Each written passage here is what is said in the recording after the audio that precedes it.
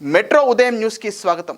జనగామ జిల్లా పాలకుర్తి మండల కేంద్రంలోని ఎమ్మెల్యే క్యాంపు కార్యాలయంలో జరిగిన కార్యక్రమంలో పాలకుర్తి మండలానికి చెందిన పలు గ్రామాల పేద లబ్ధిదారులకు ఇందిరమ్మ ఇళ్ల మంజూరు పత్రాలను పంపిణీ చేశారు. ఈ కార్యక్రమానికి ముఖ్య అతిథిగా హాజరైన పాలకుర్తి శాసనసభ్యురాలు యశస్విని రెడ్డి లబ్ధిదారులకు మంజూరు పత్రాలు అందజేశారు. ఈ సందర్భంగా ఎమ్మెల్యే యశస్విని రెడ్డి మాట్లాడుతూ కాంగ్రెస్ ప్రభుత్వ హయాంలో పేదలకు న్యాయం జరుగుతోంది. అర్హులైన ప్రతి పేద కుటుంబానికి ప్రభుత్వ సంక్షేమ పథకాలు అందేలా చర్యలు తీసుకుంటున్నామని పేర్కొన్నారు. పేదల జీవితాల్లో సుస్థిరత తీసుకురావడమే తమ ప్రభుత్వ ప్రధాన లక్ష్యమని ఆమె స్పష్టం చేశారు. ఇందిరమ్మ పథకం ద్వారా పేదల ఇంటి కల నెరవేరుతోందని పేర్కొన్న ఎమ్మెల్యే ఇల్లు కేవలం నివాస స్థలం మాత్రమే కాదు, అది ఒక కుటుంబానికి భద్రత, గౌరవం, భవిష్యత్తు. ప్రతి లబ్ధిదారుని జీవితంలో ఇది కొత్త ప్రారంభమవుతోంది అని అన్నారు. ఈ కార్యక్రమంలో రెవెన్యూ శాఖ అధికారులు, స్థానిక ప్రజాప్రతినిధులు, కాంగ్రెస్ పార్టీ నాయకులు, లబ్ధిదారులు, గ్రామస్తులు పెద్ద సంఖ్యలో పాల్గొన్నారు. మంజూరు పత్రాలు అందుకున్న లబ్ధిదారులు హర్షం వ్యక్తం చేస్తూ ప్రభుత్వానికి మరియు ఎమ్మెల్యే గారికి ధన్యవాదాలు తెలిపారు.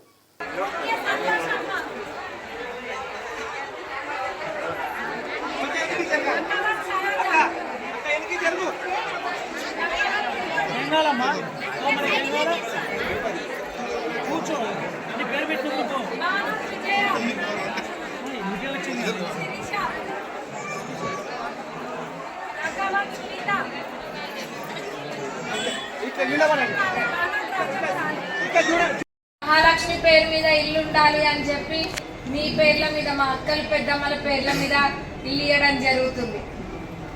మళ్ళా వాళ్ళు ఎక్కడికైనా పోవాలంటే బస్సులలో ఏడికంటే ఆడిపోతారు, ఆధార్ కార్డు చూపించి ఏడికంటే ఆడికంటే ఏడికి.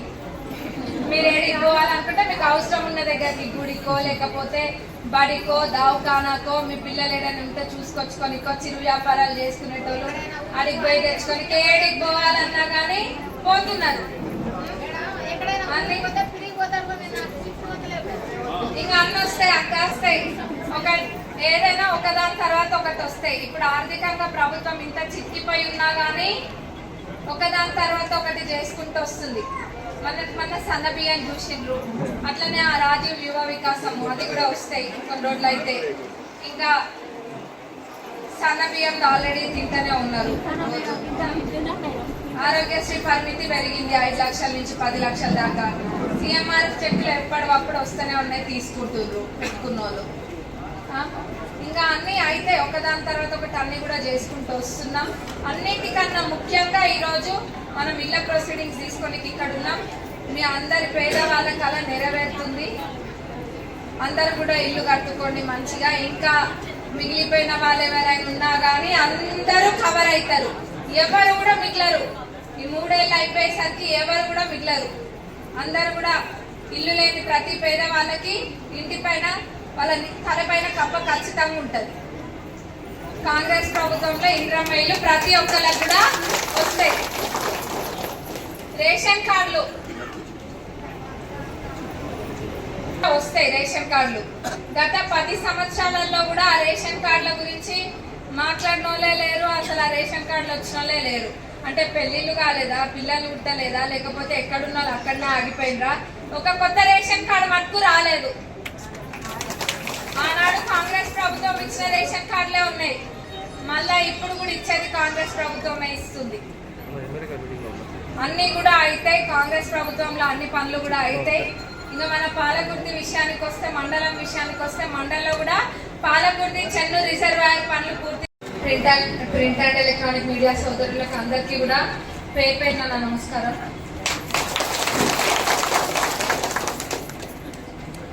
ఈరోజు ఇళ్ళవి ప్రొసీడింగ్స్ తీసుకోవడానికి ఇక్కడికి వచ్చిండ్రు మీరు అందరూ కూడా, చాలా సంతోషంగా ఉంది. ఇల్లు అనేది ప్రతి పేదవాళ్ళ కళ.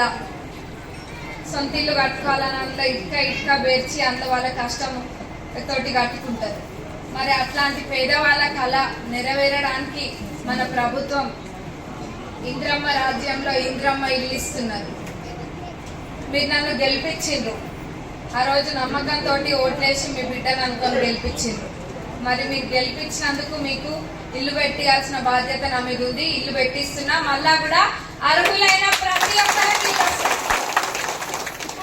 ఇప్పుడు వచ్చిన వాళ్ళకే కాదు, ఇంకా 2 విడతలుగా 7,000 ఇల్లు వచ్చేది ఉన్నాయి. అన్ని కూడా అర్హులైన వాళ్ళకి పెట్టిస్తాం. అన్ని కూడా ప్రతి అర్హులైన పేద దాని తర్వాత ఒకటి చేస్తూ ఉంటాం. అదే విధంగా ఇల్లు కూడా ఇప్పుడు వచ్చిన అందరికీ జరిగింది. ఏ ఊర్లో ఉంటారో వాళ్ళకి 2వ విడతలో వస్తాయి, మళ్ళా 3వ విడత ఉంది. అట్లా అందరూ కూడా ఈ 3 ఏళ్లలో మీరు నన్ను గెలిపించుకున్నారు. నేను మీకు ప్రతి పేద వాళ్ళకి ఇల్లు పెట్టించే బాధ్యత నాది. మీ అందరికీ ఖచ్చితంగా ఇల్లు వస్తాయి. మీరు ఇల్లు తీసుకోవడం ఒక్కటే కాదు, ప్రొసీడింగ్ లెటర్ తీసుకున్నాం అయిపోయింది అనుకోకండి. అందులో ఎంతమంది కట్టుకున్నారు అన్నది ఇంపార్టెంట్. ఇల్లు అలకంగానే పండగ కాదు కదా, మళ్ళీ మీరు కట్టుకోవాలి. కట్టుకుంటే మీకు ఇబ్బంది కలగకుండా ప్రభుత్వం ఎప్పటికప్పుడు, నిన్న మన రెవెన్యూ మినిస్టర్ గారు కూడా ఇక్కడ వచ్చి ఇక్కడనే మాట్లాడి ఇక్కడి నుంచే చెప్పిండ్రు, ఎవ్రీ మండే మీకు వస్తాయి. ఏ లెవెల్ ప్రకారం మీరు కట్టుకునే దాన్ని బట్టి మీకు ఎప్పటికప్పుడు డబ్బులు వస్తూ ఉంటాయి.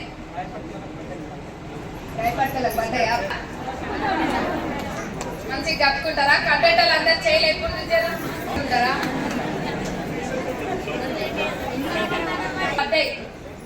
రాయపడతోళ్ళకి బేస్మెంట్ లెవెల్ అయింది, బేస్మెంట్ లెవెల్ దాకా అయినాక డబ్బులు పడ్డాయి. మనకు కూడా స్టార్ట్ చేసుకుంటే మనకు కూడా డబ్బులు పడతాయి. ఇల్లు అనేది ఇంకా మర్చిపోండి.